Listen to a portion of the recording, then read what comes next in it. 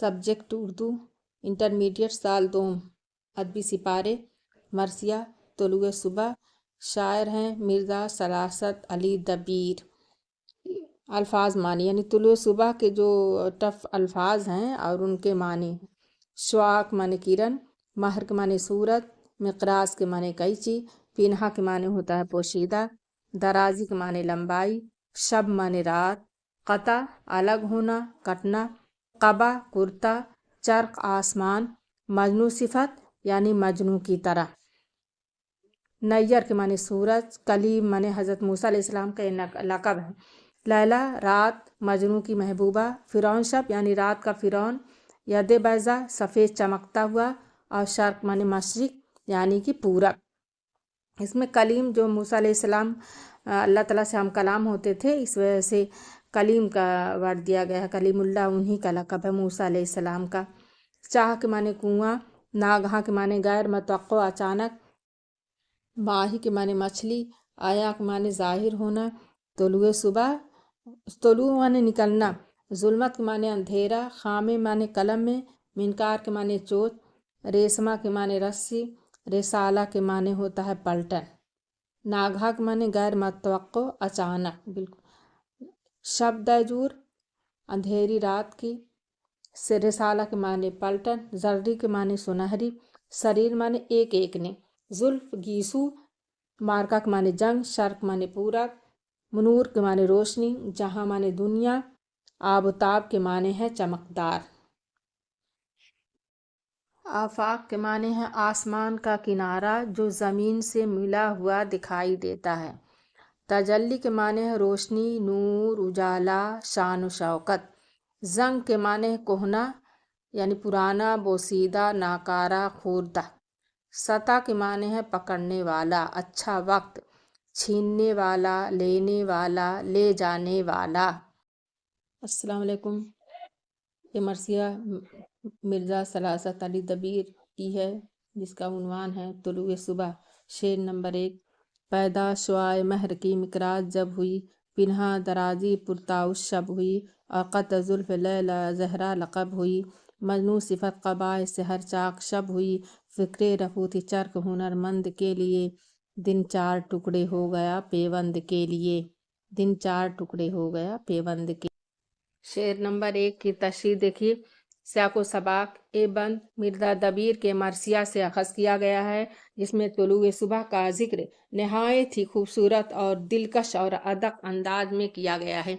इस बंद में फ़ाहशी तराकीब और तशबीहात का इतना दबीस पर्दा डाल दिया गया है कि असल मतलब तक पहुँचने में कारी और सामे को बहुत ज़्यादा दिक्कत महसूस होती है।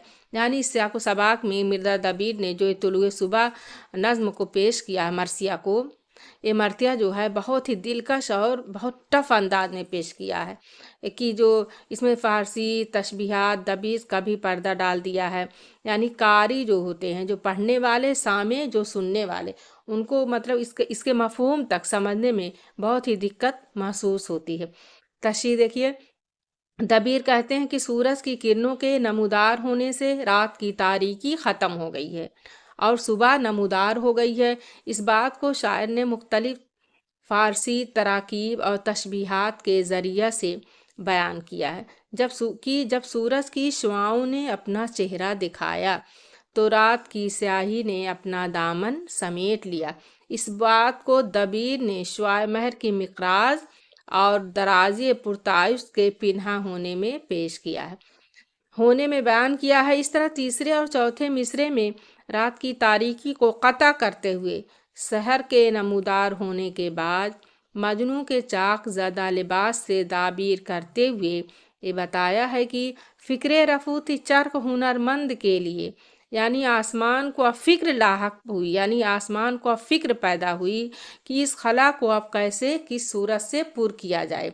इस बात को शायर ने दिन की तक़सीम और दामन के तार तार होने में बयान किया है, यानी दामन के तार तार होने की तशबीह से मुकम्मल करने की कोशिश की है। मफ़हूम सिर्फ इतना है कि सुबह सादिक नमूदार हो रही है, शब की तारीकी ख़त्म होती जा रही है और दिन को 4 पहरों में तक़सीम होना है। दूसरी तरह से तस्वीर देखिए, जब सूरज की शुआओं की कैंची बनी और शब के वक्त मोर के पैरों की लंबाई छुप गई, यानी सूरज की किरणों ने रात की स्याही को अपने आगोश में ले लिया और रात की स्याह जुल्फों को काट दिया, तो मजनू के मानिंद शहर का गरीबान चाक हो गया। तो आसमान को उसके रफू यानी सिलने की फिक्र पैदा हुई और पेवंद लगाने के लिए दिन 4 टुकड़ों में तकसीम हो गया। यानी जब रात को स्याह की जो स्याह जुल्फें हैं उसको काट दिया गया तो शहर का। शेर नंबर 2, यूसुफ गरीक चाह पे नागहां हुआ, यानी गुरूब माह तजल्ली निशां हुआ। यूसुफ दहान माही शब से आया हुआ, यानी तुलुए नैयर मशिक सता हुआ। फिरौन शब से मार का आ रहा था आफताब, दिन था कलीम और यदे बैज़ा था आफताब। दिन था कलीम और यदे बैज़ा था आफताब। साको सबाक, दिन के नमूदार होने, सूरज के निकलने, चाँद के गुरूब होने, रात की स्याही के झटपटे को दबीर ने इस बंद में मुख्तलिफ तशबीहात और तलमीहात के ज़रिए से वाज़ा किया है। अंदाज़ बयान ऐसा अदक है कि हर सामीन और हर कारी मफ़हूम पर आसानी से नहीं पहुँच सकता। तुलुए सुबह के बयान में दबीर ने अपने फ़ारसी अरबी की इल्मियत की ज़बरदस्त नुमाइश की है और इस नुमाइश को के ज़ौम में वैसे मस्त हुए कि असल मफ़हूम को अल्फाज के धम्मा चौखड़ी के दबीज पर्दे में दब कर रह गए हैं। कहने का मतलब है कि तुलुए सुबह के बयान में दबीर ने अपने जो बहुत पढ़े लिखे थे, आलिम फादिल थे, वो अपनी इल्मियत पर उन्होंने बहुत ज़्यादा ज़ोर दिया जिससे कि कारी और सामे नहीं समझ पा रहे हैं। तशरीहात देखिए उनकी। तशरीह, चाँद रात की स्याही में अचानक इस तरह गुरूब हो गया यानी डूब गया जिस तरह हज़रत यूसुफ अलैहिस्सलाम को कुएं में धकेल दिया गया था, यानी चाँद छुप गया तो सूरज के अंधेरे से इस तरह नमूदार हुआ जैसे हज़रत यूनुस अलैहिस्सलाम मछली के पेट से नमूदार हुए थे। सूरज रात की स्याही से इस तरह से मार का आरा था कि जिस तरह हज़रत मूसा अलैहिस्सलाम ने फ़िरौन से मार का आराई की थी। गरज की दिन कलीम यानी हज़रत मूसा अलैहिस्सलाम की तरह था और सूरज यद बैज़ा यानी हज़रत मूसा अलैहिस्सलाम की हथेली के निशान जैसा था। इसमें देखिए सूरज रात की स्याही से इस तरह मार का आ रहा था। मार का मतलब जंग से। नंबर 2 की तलमीहात देखिए। नंबर 1 में हज़रत यूसुफ अलैहिस्सलाम के भाई हज़रत यूसुफ अलैहिस्सलाम की खूबसूरती की वजह से उनसे बेहद जलन हसद का जज्बा अपने दिल में रखते थे, लिहाजा उन्होंने हज़रत यूसुफ अलैहिस्सलाम को कुएं में डाल दिया ताकि वो मर जाएं। दबीर ने हज़रत यूसुफ अलैहिस्सलाम की तरह चाँद को मगरिब के कुएं में डूबते हुए ज़ाहिर किया है और चाँद को हज़रत यूसुफ अलैहिस्सलाम की तरह पुरनूर बताया। यूसुफ अलैहिस्सलाम की हसद की वजह उनके बाप का प्यार था। नंबर 2, हज़रत यूनुस अलैहिस्सलाम को मछली ने निगल लिया था और फिर काफ़ी अर्सा बाद आप मछली के पेट से निकले थे, यानी सूरज के गुरूब होने के बाद दोबारा निकलने के वाक़े को इस तलमीह के ज़रिए दबीर ने वाज़ह किया है। हज़रत मूसा अलैहिस्सलाम की हथेली में एक निशान था जो पुन्नूर होने की वजह से बहुत ज़्यादा चमकता था। हज़रत यूनुस अलैहिस्सलाम चूँकि मछली के पेट में थे तो इस बंद को मफ़हूम सिर्फ कहने का मकसद है कि इस बंद का मफ़हूम सिर्फ इतना है कि आफताब चमक रहा था, रोशन था, हर तरफ दिन हो चुका था, रात की स्याही का कहीं नामो निशान नहीं था। आफताब तुलू हो चुका था, चमक रहा था, दिन उसी तरह खूबसूरत था और रात की स्याही का कहीं भी नामो निशान नहीं था। शेर नंबर 3, रोज़े सफ़ेद यूसुफ़ आफाक शब निकाब, मगरिब की चाह में था जो ज़ेर माहताब, सकाए आसमां ने लिया दिल व आफताब और रेशमा शुआ की बाधी आबुताब। यूसुफ को दिल व महर में बैठा के चाह से खींचा नवाह शर्क में मगरिब की राह से। रोज़े सफ़ेद यूसुफ़ आफाक शब निकाब, मगरिब की चाह में था जो ज़ेर माहताब। तशरीह देखिए। सफ़ेद दिन के चेहरे पर रात की स्याह नकाब पड़ी हुई थी जिस तरह से हज़रत यूसुफ अलैहिस्सलाम के चेहरे पर निकाब पड़ी हुई थी। सूरज निकलने पर ही दिन फैल चुका था। सकाए आसमान ने मगरिब के कुएं से रस्सी डालकर सूरज को निकाल लिया, यानी सूरज चाँद के ज़ेर साया मगरिब के कुएं में डूब चुका था।